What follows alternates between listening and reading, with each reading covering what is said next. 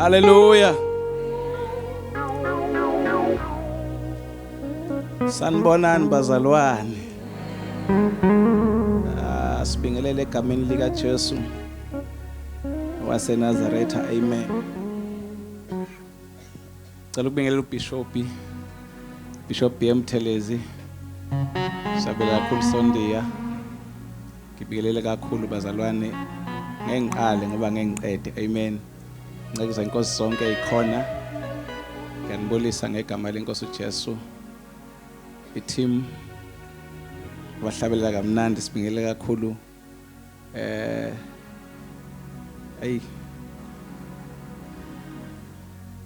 indoda esidumisela kamnandi la program director wethu. Amen bazalwane. Omama intombi insizwa abantwana abancane siyababulisa nabo ngegama lenkosi uJesu onyawo onhle bonke ngokwezigaba zabo nawo ikhundla zabo. Amen. Mina ngazi manje bashumayela kangaka ukuthi bathi sithini thina la. Amen. Manje bye.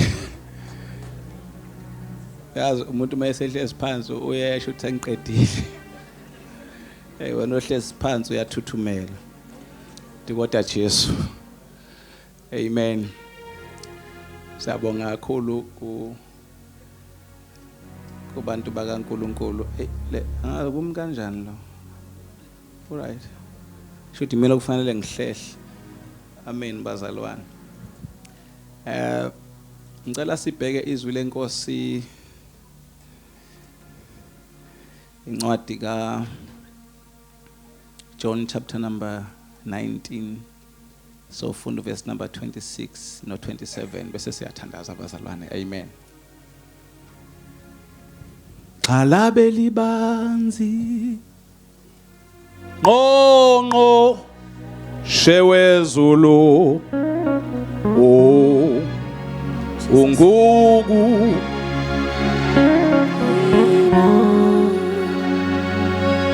xalabe libanzi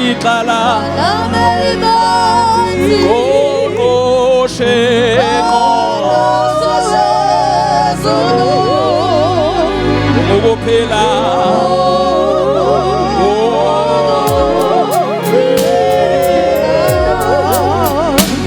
uliqalabe libanzi xalabe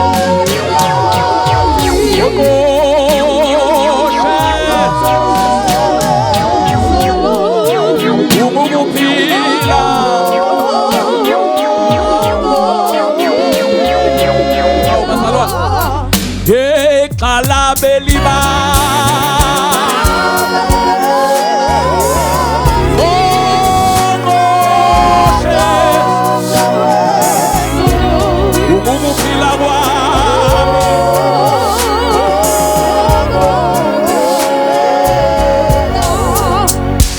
uliqalabe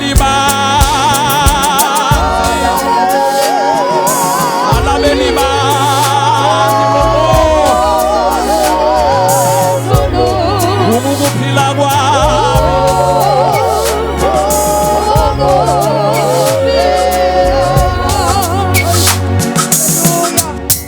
ngifundele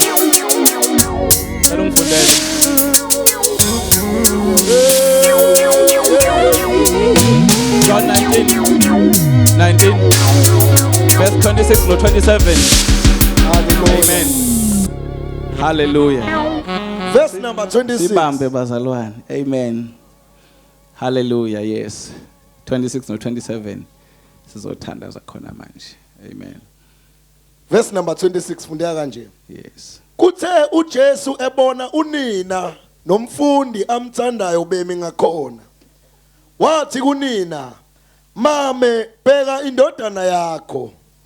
Wayesethi kumfundi, "Bheka unyoko." Kusukela kuleso sikhathi umfundi lowo wamisa kwakhe.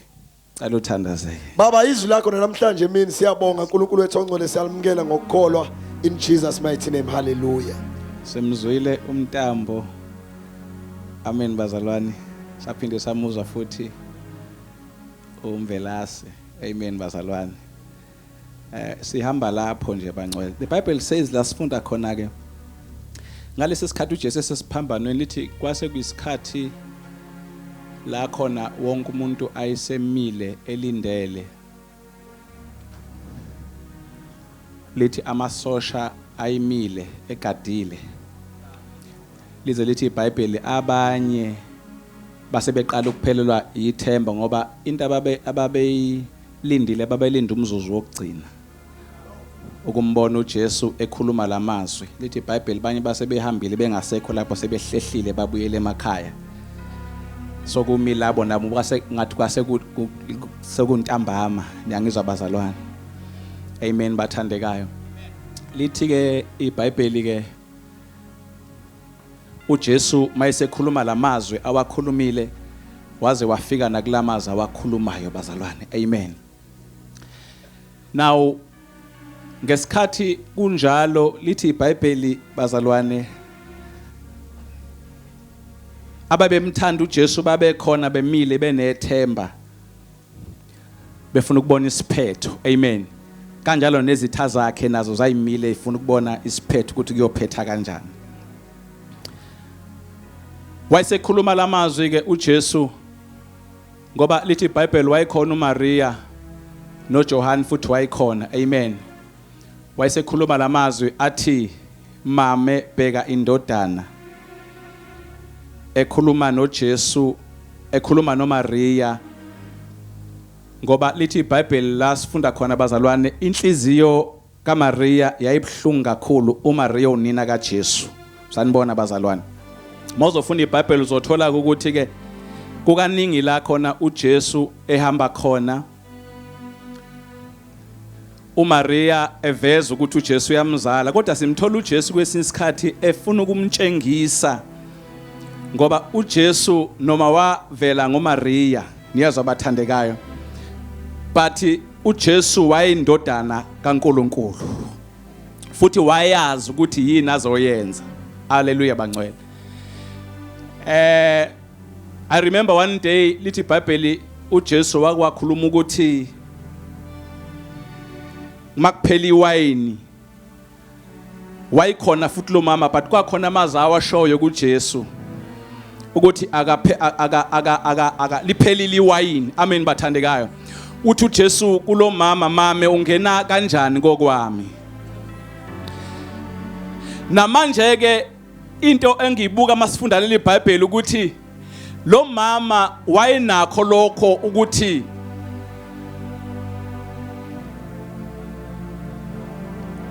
noma wayazi ukuthi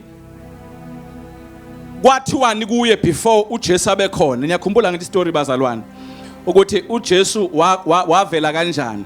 Lithi iBhayibheli uMaria akazange ahlangane nowesifazane kodwa wakhulelwa kungumoya wesilisa kodwa wakhulela kuyini bazalwane kungumoya ongcwele. Amen bathandekayo.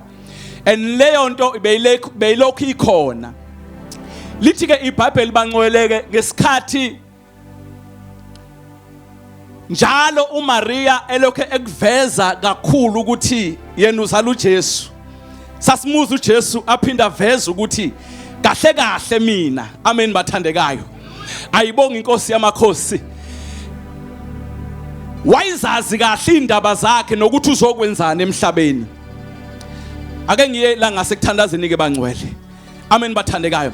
Then usho lamazwi ke uJesu ke uthi ke mame bheka indodana yakho nawe ndodana bheka unyoko. Isho ukuthini lento okuthina abazalwane? Isho ukuthi silibandla likaNkulunkulu. Noma before ngifike lapha ke ngiveze lento ukuthi bathandekayo lento uyisho ngoba ubona inhliziyo yalo nokumthanda kwakhe esebona ukuthi umphefumulo wakhe sowuyaphuma and ebona ukuthi kukhona noma kuzoba nesizungu esizoba khona noma khona into inhliziyo yabizoba buhlungu but efuna ukuvala leso sikhala ukuthi noma ngingasekho mina. Amen bathandekayo. Kodwa ukhona umuntu engifuna ukushiya naye ukuze isikhala sami sivaleke. Oh niyangizwa bathandekayo, ngoba siyamthola noJohane ukuthi wayimthanda naye uJesu. Ngesikhathi esha leyo nto lithi iBhayibheli bathandekayo, wayiveza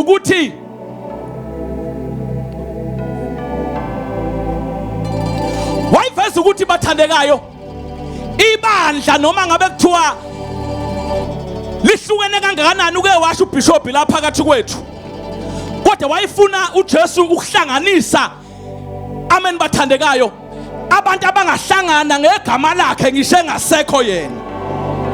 Sanibona bangcwele, yingakho masila namhlanje asizanga la ngegama lesonto, kodwa sizela bazalwane ngegama lika Jesu.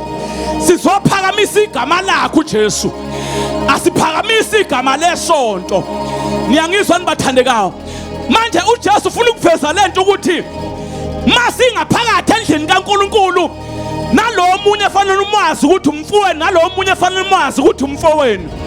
Niyangithola nibathandekayo, ngathi mangikhuluma ngale ndaba ngelinye ilanga ngathi uJesu wayefuna ukuveza ukuthi bazalwane usihlanganisile thina, noma singamboni ngamehlo enyama, kodwa kuba khona kwakho uhlanganisile njengebandla. Oh niyangithola bazalwane, bekungafanele endlini kaNkulunkulu kube khona into esoshoda ngayo, sibe sinabantu ababizwa ngegama likaNkulunkulu. Sanibona bathandekayo, uzohlanganisa lento ukuthi sihlanganyele sonke ezintweni zonke, kungafiki la khona othi unezinto zakho kodwa into zakho kube into zomunye. Oh niyangithola nibathandekayo, lingasafarishi ibandla kodwa nibe sibe sikhona njengabantwana bakaNkulunkulu. Uyabona ibandla balingafika la khona sengizothandaza, balingafika la khona ibandla lizo understand khona sisembusweni owodwa. Usizi likamfowethu usizi lwami, makulamba umfowethu kulambe mina.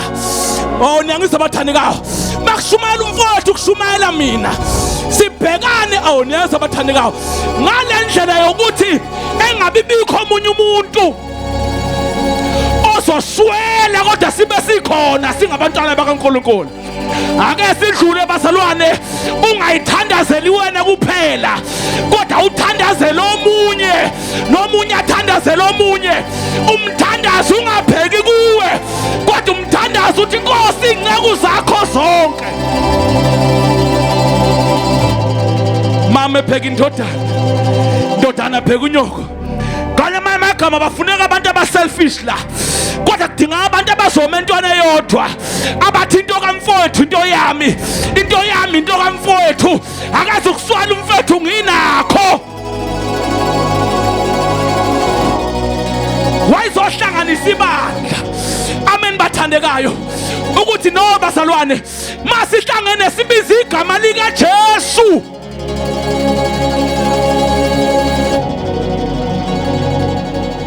Angithandaze mayisho lento uJesu bazalwane, uyisho kulaba abantu, amen bathandekayo, then utshala lembewu. Kukhona engikhathazayo bazalwane, sengithandaza, ngikhathazwa ukuthi kuke kube khona izinto ezidingakalayo in the kingdom, kodwa uJesu Kristu azi kahle ukuthi zikhona embusweni kaNkulunkulu. Ayibonke Nkosi bathandekayo, ngifuna ukuthi namhlanje lento uNkulunkulu akunikeze yona akakunikezelanga wena, kodwa uNkulunkulu akunikeze yethu nathi sihlephulele nathi sidle nawe. Kulento uNkulunkulu akunikeze yona, ibandla malingahlangana libe into eyodwa bathandekayo, likhonza uNkulunkulu ngendlela uJesu afuna ukuthi likhonze ngayo. Unganaki into zakho kodwa unake nezinto zabafowenu.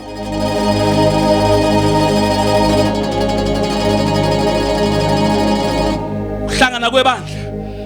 Nawu ke angihlale phansi ngokuthi ke lawo mazwi, amen bathandekayo, enza ukuthi noma uJesu esehamba but kube khona into etshalekayo kulaba bazalwane. esiphila ngawo namhlanje. Uyabona, we know bazana ukuthi kunabantu abahlukene, siyakwazi lokho. Kodwa khona ibandla likaKristu elihlangene elikelezwa namhlanje ukuthi kunenkonzo yamazwi ayisikhombisa. Wangabheka mhlambe ibandla lakhe kodwa wathi ngiyalaba abantwana bakaNkulunkulu behlangene khona. Asihlanganeni, ngizosho njalo bandla likaKristu, sihlangane emuthandazweni, sihlangane emunikelweni, sihlanganele izintweni zonke ukuze uJesu mayebuyela nje ibandla afice ibandla lakhe lihlangene. Umuntu angahlali nento engasiza ibandla angayilethi, kodwa uNkulunkulu wobunye, uNkulunkulu wokuhlangana, uNkulunkulu ofuna sibe into eyodwa. Uyabona iyahlupha lento bazalwane ukuthi sikhonze ibandla lilodwa kodwa siyahlebana, sikhonze leli bandla lilodwa kodwa sikhulumisani. Abanye bathi bahlezi phansi bakhulume ngentshumayelo, baphendula umfundisi oshumayelayo, babhale phansi basho lokho nalokho. Uyabona ukuthi balimele emoyeni kodwa basasibhedlela futhi.